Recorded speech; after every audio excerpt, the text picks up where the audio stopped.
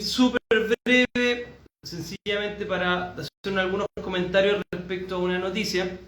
Ya vamos a hacer más sistemáticos estos videos, en este caso más temáticos, en relación con el tema del suicidio. ¿Ya? Hoy día supe, a través de algunas personas, de hecho una persona me escribió, le agradezco mucho, informándome de esto, de que había muerto un actor norteamericano de una serie infantil de los años 90. Entonces, me preguntaron respecto al tema de los suicidios, ¿por qué se dan tanto? O cuáles podrían ser las causas. Y yo no les voy a dar una explicación completa. La suicidología es un área súper extensa, como en todas las áreas de este ámbito de la ciencia, no hay un consenso, pero sí les voy a plantear un par de cosas que podrían ayudarnos a entender y se basan en esto. Principalmente, vamos a hablar hoy día de Durkheim, ¿ya? Durkheim, este es un librito antiguo. De hecho, si nosotros examinamos, no voy a dar una descripción del libro por si acaso, pero es como para decir, ¿de dónde nos pasamos a hablar de esto? La primera edición del suicidio es de 1800 y tanto, pero no sé si aquí puedes mostrarlo. Déjenme ver. Bueno, en fin, no la voy a encontrar acá, pero digamos que es de 1890, para dar un aproximado. Entonces, normalmente se piensa que las causas del suicidio son internas, y de hecho mucha gente en la suicidología piensa así. Sin embargo, Durkheim, en esta obra, y gente que después lo siguió, planteó también causas sociales relacionadas con los suicidios. Y esto nos ayuda mucho para entender un par de fenómenos que nos están pasando ahora. Me explico. Más que tratar de entender qué es lo que pasó con él, no podemos saberlo, sabemos que se suicidó este actor, si podemos tratar de preguntarnos qué pasa en nuestra sociedad ahora. Se puede relacionar en parte nuestros estilos de vida, en la forma en que las personas se suicidan o que se suiciden más o menos, se relacionan sus trasfondos religiosos, su cultura, su etnia, su geografía con que se suicide más o menos, llega harto ahí. De hecho, en la época de él ya se planteaban inclusive fenómenos territoriales. No sé, si tienen más calor o menos, cómo las estaciones influyen. Sabemos, por ejemplo, que en septiembre una estación especialmente suicidosa y diciembre en Chile. Empecé recién, ¿ya? Entonces, pero va a ser bien breve. Entonces, Durkheim nos plantea algo que es bien relevante de considerar. Dentro de los tipos de suicidios que él plantea, él nos habla de que hay un fenómeno asociado a la integración y hay un fenómeno asociado a la regulación. Me explico. Y eso nos va a dar subtipos de observaciones de suicidios de él, que principalmente están hechas en Europa y con personas de distintas religiones. ¿Ah?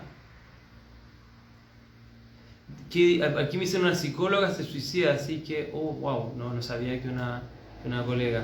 Qué lástima. Bueno, el asunto es que simplemente explorándolo desde aquí, insisto, hay millones de obras y hay montones de observaciones, pero esta es muy interesante, creo que es fundacional para tratar de observar por qué la gente se suicida. Este tipo era muy brillante, Durkheim. Bueno, él que era sociólogo, a todo esto no era psicólogo ni psiquiatra, uno de los planteamientos es de esta idea de integración, regulación, ¿ya? Por ejemplo, él planteaba que a veces la gente se suicida por no encontrarse con suficientes lazos en su sociedad. No tener suficientes lazos, por ejemplo, como un hikikomori japonés. No sé si lo pronuncié bien, pero estas personas que no tienen amigos, no tienen trabajo, se dedican a ver historietas en su casa y crecen y envejecen ahí. Que tienen una fobia social tremenda. Entonces, ¿qué pasa? Algunas de esas personas pueden tender hacia morir porque encuentran que su vida no tiene un sentido. Es algo bastante lógico. Esta vida sin sentido, en parte es porque no hay lazo, no hay personas significativas más allá. Una familia constituida, usted quiere, no sé, un cargo, un rol, una misión, lo que usted vea. Lazo, no sé, un club deportivo, lo que usted quiera. Entonces, hay muchas personas que tienen estos suicidios egoístas, comillas, no ningún juicio de valor, desde Durkheim, por esta falta de integración social. Y esto lo estamos viendo mucho. Voy a después responder preguntas, o voy a tratar de hacerlo, en realidad quiero hacerlo bien corto, ¿ya? Pero eso es algo que quiero que tratemos de explorar. Muchas de las personas que estamos viendo que están muriendo si analizas su vida, han perdido un sentido en relación con otros. Sienten que sus vidas no son significativas. Estos lazos se han ido debilitando. Por ejemplo, con la pandemia. Por ejemplo, con que todos estén escondidos en sus casas. Por ejemplo, que ahora van a haber cuarentenas climáticas. Ya lo hablamos ayer. Entonces, mira, es en periodos. Y de hecho la misma observación que se cumple en Durkheim se cumple ahora. En los periodos donde, entre comillas, hay más bonanza económica, entre comillas, o donde hay más paz, no guerra, más paz. Normalmente esos periodos tienden a haber más eventos de suicidio. En el 1800 y ahora se da eso. Por ejemplo, un dato freak, uno de los días donde menos personas se suicidaron en Estados Unidos fueron los 3 días, el mismo día y 2 días después de la caída de las Torres Gemelas, donde Estados Unidos pensó que podía entrar en una guerra mundial posterior a eso, viendo gente masacrada cayendo del edificio, digamos. Si a usted le tocó ir alguna vez ahí o a los restos de ahí, digamos. Entonces, los suicidios bajaron de 120, hasta donde entiendo promedio, a 30 o 40, en esos días nomás. En situaciones donde hay gran caos, al parecer, y guerra, al parecer las tasas disminuyen. En las situaciones de mayor normalidad, aunque parece contraintuitivo, al parecer las tasas aumentan. Inclusive lo hemos visto sistemáticamente en países como los países de Escandinavia. En la época de Durkheim y en la época actual los índices de suicidio son altos. Bueno, pero eso tiene que ver con otra observación, ¿ya? Qué bonito esto que dice una persona aquí. La muerte es el máximo galardón de la existencia, sin duda. Bueno, entonces, continuemos. Integración. La sociedad donde las personas viven menos integradas y las personas que se sienten menos integradas a las sociedades tienen menos red de apoyo, digamos que algo es obvio, lógico, esas personas tienen más riesgo de suicidio. Por eso lo vemos, por ejemplo, en personas con tercera edad, o que están viviendo tercera edad ahora, cuando empiezan a sentir un problema como del sentido, ¿cómo sigo avanzando? ¿Cuántas personas que amo puedo participar en sus vidas? O en el caso que hablamos de los japoneses, que vivían encerrados. O en el caso de muchos jóvenes el día de hoy que no participan en la sociedad, que no están trabajando, no están estudiando, no se están relacionando con otros, no sienten que tienen un rol familiar, hay una desestructuración de los nexos de los individuos entre sí. Eso es muy grave y eso es lo que está pasando el día de hoy a nivel transversal en nuestra sociedad. Un occidente que tiene bastantes beneficios físicos en términos de bienestar, todos básicamente, o gran parte, en términos de comparación con generaciones anteriores, y así hemos ido progresando durante siglos, pero que está cada vez más individualista. Un nivel de individualismo que Durkheim ya en ese tiempo lo consideraba peligroso y riesgoso para estos suicidios egoístas. ¿Ya? Entonces, claro, como plantean aquí, hoy pregúntate, quizá cuando la vida corre mayor riesgo parece el espíritu de supervivencia. Exactamente, esa es la analogía. El otro tipo de fenómeno que él observó es cuando tú no sabes qué reglas respetar primero. Regulación. Aquí, por ejemplo, caso típico, imagínate una persona que sacaba la mugre por trabajar, por conseguir el sustento de su familia, hay un quiebre matrimonial o del núcleo y esa persona pierde el acceso a sus hijos, se siente súper mal porque no puede acceder tampoco a una vida de pareja, la destruyó por el exceso de trabajo que tuvo y se da cuenta que no tiene después quizá ni trabajo, ni hijos, ni pareja, se suicida, pero se suicida porque ya no siente que puede estar, qué reglas seguir después de eso. Mi ejemplo no es el mejor, pero los suicidios anómicos es cuando empiezan a desdibujarse las reglas sociales o la persona no es capaz de muchas veces de poder representarlas bien. Entonces también nosotros tenemos en nuestra sociedad una anomia. Podríamos ir muy lejos en esto, pero quiero que esto sea breve. Pero a veces la sociedad no es capaz de entregarte con claridad los límites respecto a los cuales tú tienes que moverte. ¿Sí? Cuando son muy rígidos, pueden generar un malestar profundo en el individuo y probablemente suicidarse también. Pero cuando son muy laxos, también tienen riesgo. Entonces, nosotros vivimos en una sociedad donde cada vez hay menos reglas.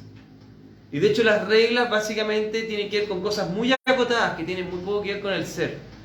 Antiguamente las religiones daban un marco un poco más definido del buen vivir y del mal vivir. El día de hoy se relacionan con puntos más específicos, insisto. como por ejemplo de todos respetarnos y no traspasar ciertas barreras de, digamos, de protección, no ser asaltados o abusados de alguna forma. Eso está más claro en esta sociedad, es muy claro, pero muy poco claro cuál es el correcto vivir. Insisto, por la pérdida del sustento de las religiones en la posmodernidad. Entonces, lamentablemente, sociedades que no tienen marcos regulatorios rígidos dan más probabilidad que las personas se desregulen, porque no olviden que tenemos un sistema límbico, tenemos una parte instintiva, y esa parte instintiva tiene que ser dominada por el córtex. Pero el córtex tiene que tener información de tú no hagas esto, tú no hagas aquello, debes evitar esto otro, debes vestirte de esta forma. Ese como guardia interno, ¿ya? Que fome, pero que toda cultura tiene. En toda época usted va a ver que hay ciertas reglas de vestimenta y de funcionamiento social. A veces las sociedades pierden esas reglas. Estos individuos están en más riesgo. A veces las sociedades están muy cohesionadas entre sí y hay núcleos basales como la familia y núcleos más grandes, la comunidad. En cambio hay sociedades donde esos núcleos se pierden, los núcleos micro y los núcleos macro. Esos elementos eran para Durkheim definitorios de conductas y tipos de suicidios. Y creo que nosotros estamos involucrados en un mundo que tiene todas estas características. Se han perdido nuestros lazos sociales micro y macro. No existe importancia de la comunidad, no existe importancia de los vecinos, no existe lazos familiares suficientemente fuertes. Compárense con 100 años atrás, 50 años atrás, para hacer una medida justificable. También lo ve en la relación con el campo de la ciudad. Al parecer en la ciudad es más tenue estos lazos. Estamos más aglomerados, pero más distanciados también.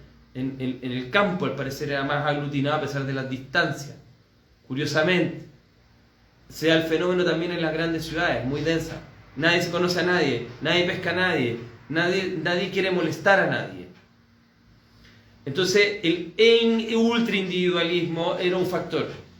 Nótese que en ese tiempo no estaban nuestros modelos económicos tan potentes como ahora, pero se percibía que el ultraindividualismo era un factor de riesgo.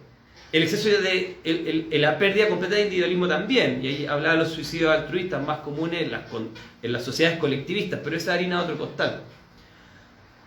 Pérdida del lazo de la amalgama, más riesgo de suicidio. Pérdida de reglas estructuradas y definidas sociales, más riesgo de suicidabilidad por la pérdida de regulación en sí misma. Anomia. Entonces nosotros vivimos periodos donde se están desdibujando estas reglas. Ya no sabemos qué es bueno y qué es malo. No hay claridad en esto. Y por ende no hay claridad nosotros en que hay algo bueno o malo que hacer. Quizá todo vale lo mismo. Eso nos posiciona en mayor riesgo existencial. Sociedades donde menos importa mi existencia para esa comunidad local, esa familia, ese grupo, más desechable soy, menos sentido le encuentro a mi vida. De hecho encontró de que al menos en ese tiempo y hasta el día de hoy una cuestión bastante sistemática, muy mala para mí, por ejemplo, es que los hombres solteros tenían mucho más riesgo de suicidabilidad que las personas que estaban casadas. Esto no es una constante, de hecho la persona que murió hoy día tenía un núcleo familiar en ese sentido, pero sí vemos de que al menos estadísticamente es consistente. Y también de conductas anómicas, no solamente el suicidio, por ejemplo, conducta autodestructiva, alcoholismo, drogadicción, conductas que van en contra de el adecuado vivir. Se corta, bueno, voy a ir cortando también la transmisión, pero voy a también ver algunas preguntas.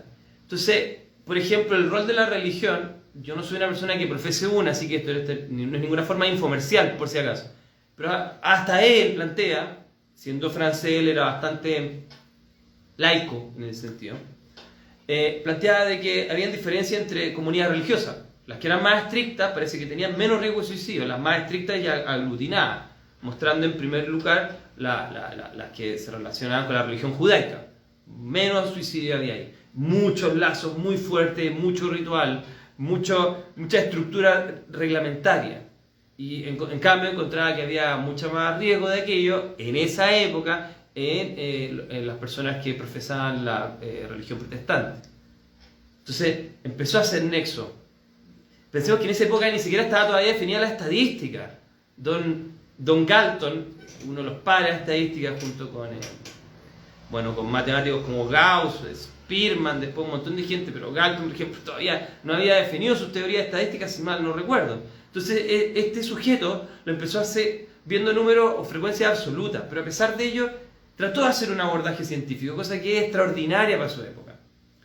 Y muchas de las cosas resuenan hasta el día de hoy. Por supuesto, hay otras que están caducas, respecto, por ejemplo, las enormes diferencias de géneros que él planteaba en esa época, que claro, eran súper tajantes y normalizadas.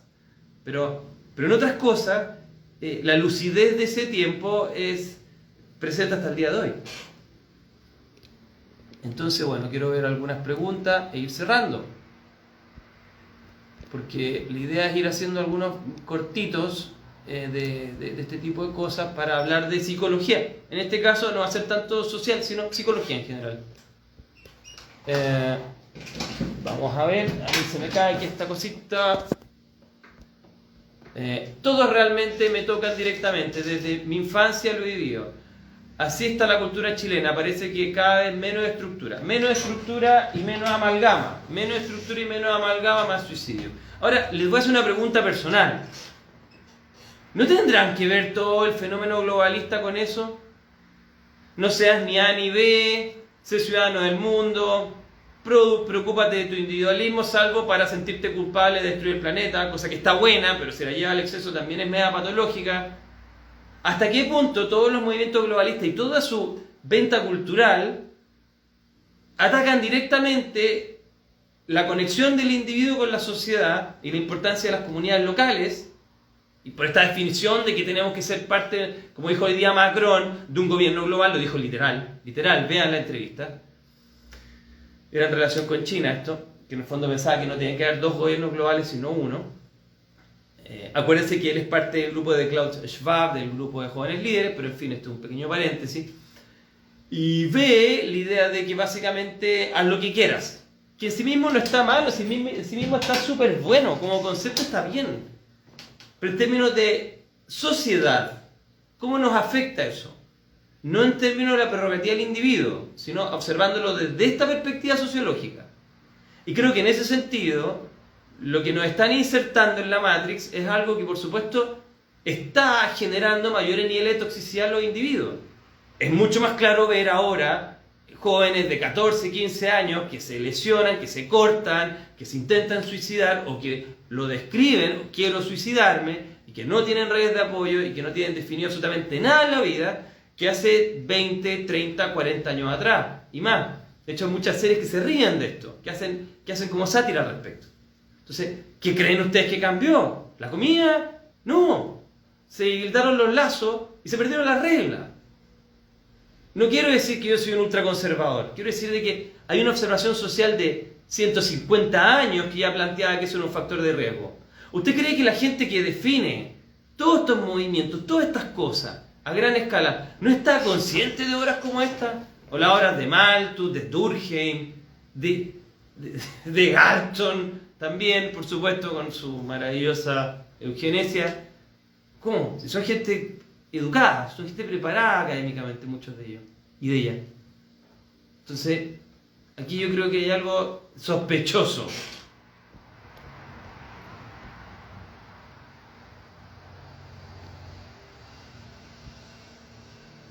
Voy a mirar porque hay hartas preguntas. Vamos a ver. La religión amazona es la bestia. Me toca directamente. Una persona dice: un hobby suficiente para vivir. Ahí nos meteríamos en Frankl. Otro día, pero está interesante. Escribe el nombre Durkheim.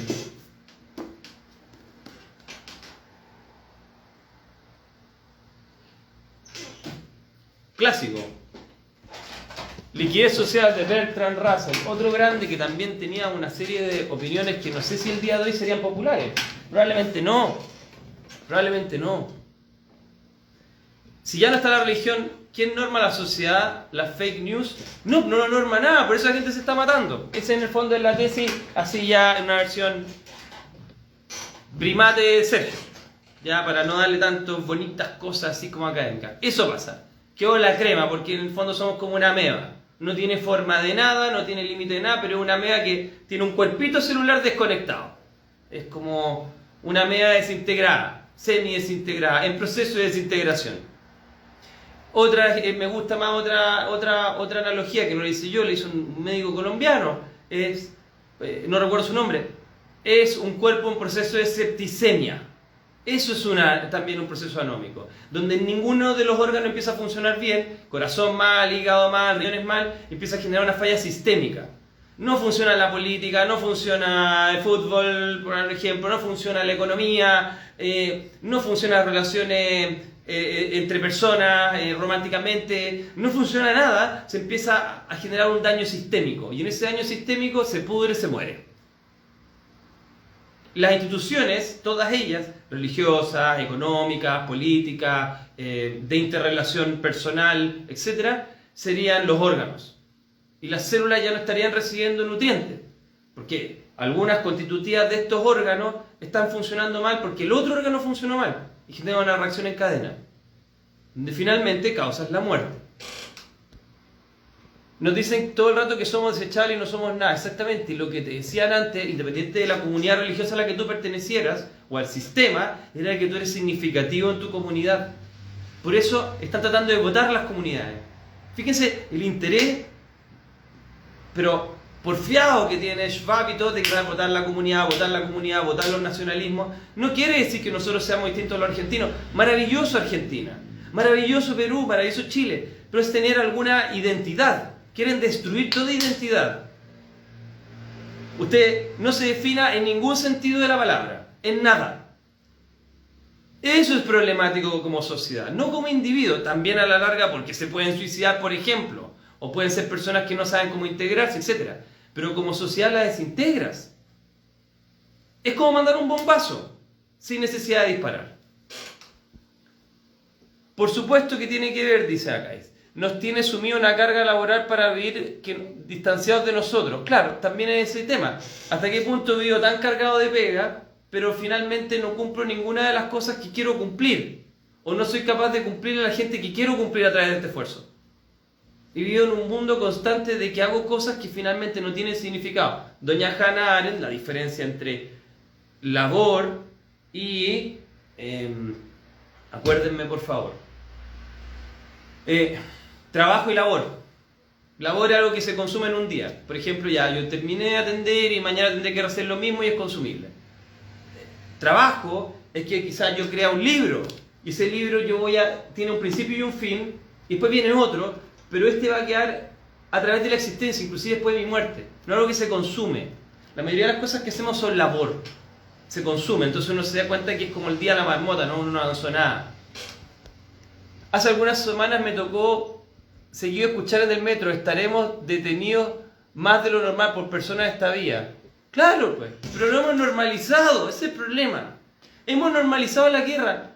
Señoras y señores, ¿en qué minuto ustedes de sus vidas, si ustedes nacieron antes de los 90, mira, estoy diciendo generoso, ustedes habían visto normalizado el tema de una guerra nuclear, salvo en la película Terminator o en alguna otra de ciencia ficción? ¿Dónde usted había visto esto? No, mire, sabe que Ucrania va a destruir la planta nuclear, o Rusia, el que usted quiera. No, sabe que tenemos un arsenal nuclear. Usted ve todos los youtubers hablando de guerras nucleares.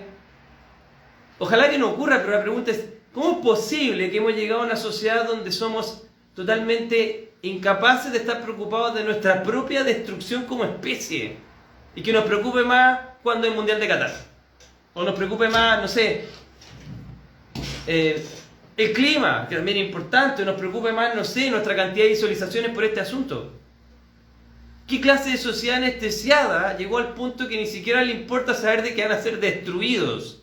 Entonces, eso te habla de una anomia social. Gente que está zombificada, que en este minuto prácticamente dice, bueno, si me muero, ¿qué más da? Me alivia un problema, no tengo que ir a trabajar mañana. No tengo que pagar deuda. No tengo que hacerle caso a esta persona. No tengo que, ya por fin no importa que no tenga amigos o que no haya cumplido las expectativas. ¿Me sigue? Entonces tenemos que integrar a la gente, pero eso va desde lo pequeño a lo macro. La gente está ni exactamente. Atacan al ego como si fuera completamente malo. El ego no es ni malo ni bueno. De hecho es constitutivo al ser, es lo que nos permite estar acá. Por supuesto un exceso de, como todo, es malo. Un exceso de azúcar es malo, un exceso de carbohidrato es malo. Un exceso de carne es malo, un exceso de fruta es malo. Pero entonces, es la medida. Y en eso, el buscar absolutos me habla de que o los que nos dicen son extremadamente imbéciles, o tienen el entendimiento pero no les interesa aplicar ese entendimiento. Me parece más creíble la segunda opción. No descarto la primera en todo caso, pero de todas maneras, como resultado, nos estamos dirigiendo en una dirección que a todas luces tenemos evidencia técnica de que no es donde tenemos que ir como sociedad. Y no se hace nada al respecto, en vez de eso se aumenta la apuesta en el mismo juego. ¿Cómo es posible eso?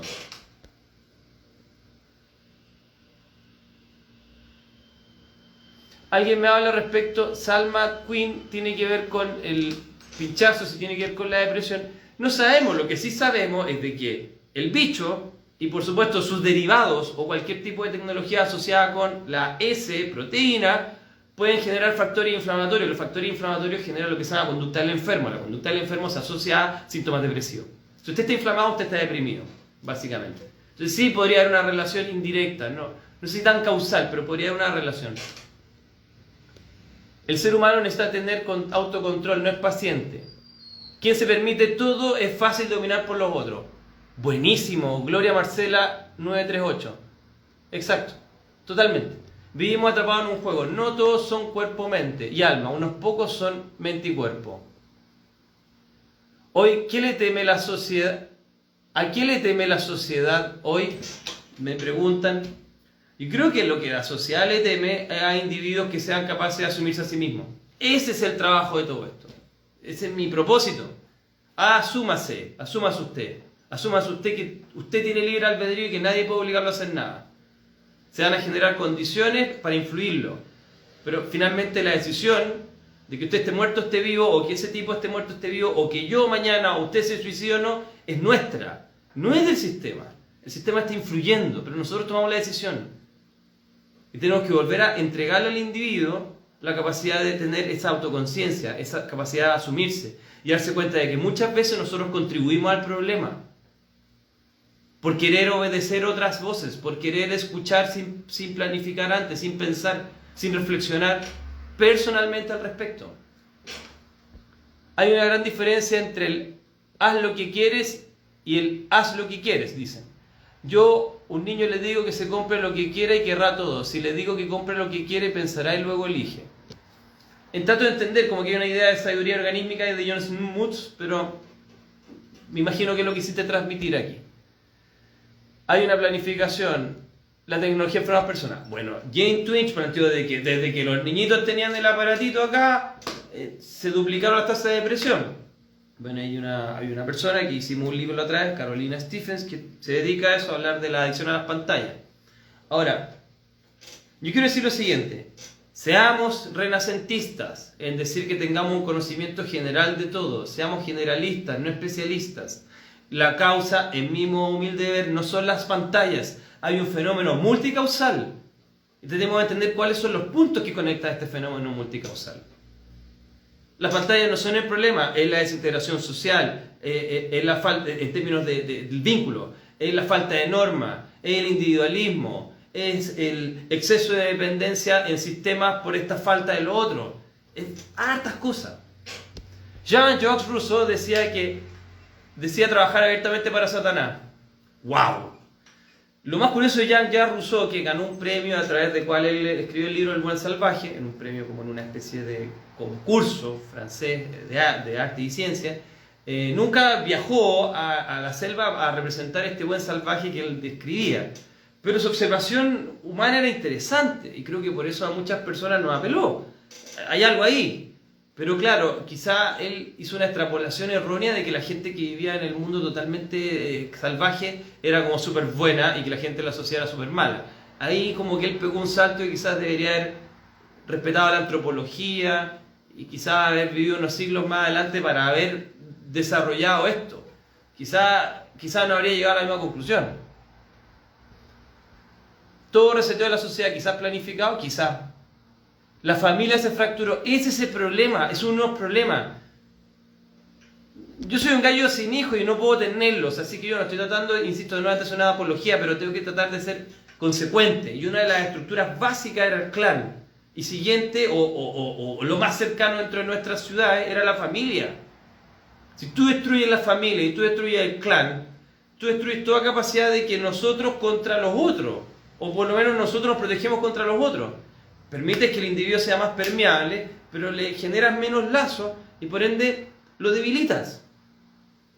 Por supuesto que las personas funcionan mejor perteneciendo a algo, por ejemplo una familia. Otros sistemas quieren que pertenezcan al Estado y que todos sean iguales y se vistan igual. Pero eso es por una ingeniería social. Y que finalmente muchas veces, varias veces en esta historia, por último del siglo XX, ha llegado a tremendos desastres.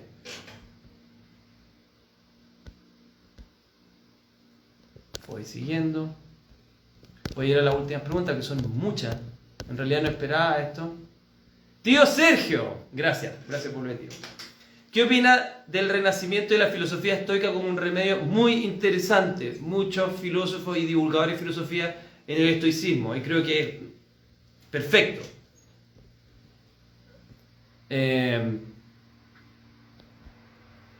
Muchos detrás de la pantalla se sienten seguros. La falta de seguridad aumenta la adicción a las pantallas. La tecnología te lleva al individualismo.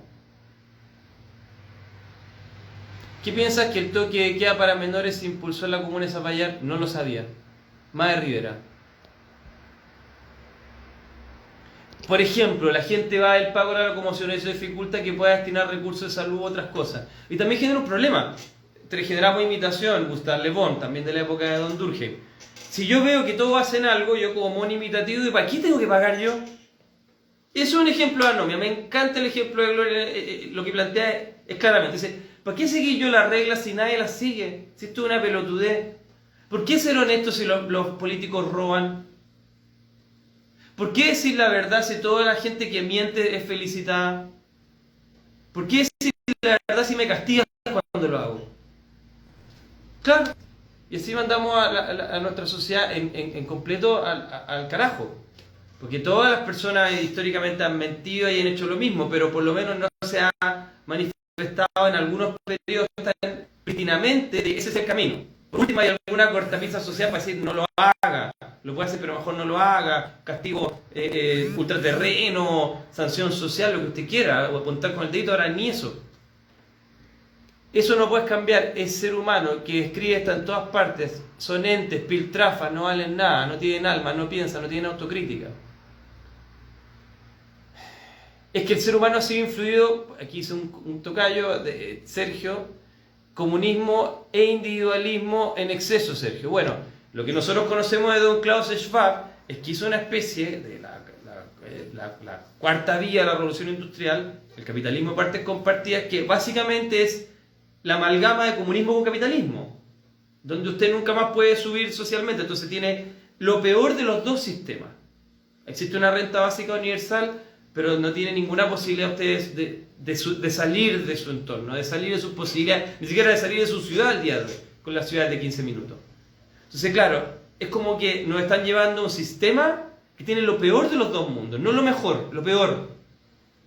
Y eso nos están arrastrando el Schwab, el Foro Económico Mundial, el señor Justin Trudeau, el señor de acá también, el señor de al lado, de nuestros vecinos trasandinos, el señor Jinping, todos, van todos muy claros a la misma vía. No hay duda al respecto, independiente de sus colores, porque el método es lo interesante a este punto. Y puede que alguna gente se enoje, pero obsérvelo, sáquese un poco su ideología, vaya más allá de eso. Tome conciencia que su ideología es de los años 60, con suerte. Y que lo que están hablando ahora ellos es una mezcla que tiene las dos cosas. Y que nos guste o no, las dos cosas tienen elementos malísimos. Y esos son los que están prevaleciendo. Una incapacidad absoluta del individuo de poder desarrollarse. Una domesticación completa del ser. La sociedad impone sus reglas para un sistema fallido. Ya, desarrolla la idea, Alexis, por favor.